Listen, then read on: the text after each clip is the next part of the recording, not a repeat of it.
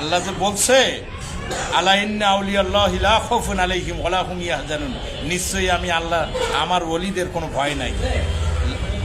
তা কি হবে? তারা লা খাউফুন আলাইহিম ওয়া লা হুম ইয়াহজানুন, তাদের কোনো ভয় নাই, তারা কখনো দুঃখিত দুশ্চিন্তাগ্রস্ত হবে না। দুশ্চিন্তাগ্রস্ত হবে ওরা যারা আল্লাহর ওলির মাজার ভাঙ্গা বাসায় যায় ঘুমাইতেছেন। আপনারা প্রাকৃতিক নিয়মেই শাস্তি পেয়ে যাবেন এবং এটা কেউ ঠেকাইতে পারবো না, এটা কেউ ঠেকাইতে পারবো না।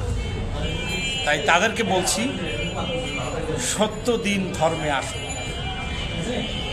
মানুষের প্রতি অন্যায় অবিচার এটা আল্লাহর ওলির বিষয় না, এটা আপনার নিজের বিবেকের বিষয়।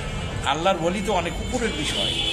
আপনি মিথ্যে মব করে সারা বাংলাদেশে যে অভিযোগ এনে গান হয়, গাঞ্জা খায়, কই আমরা তো আল্লাহর ওলিদের দরবারে যাই, আমরা তো দেখি না।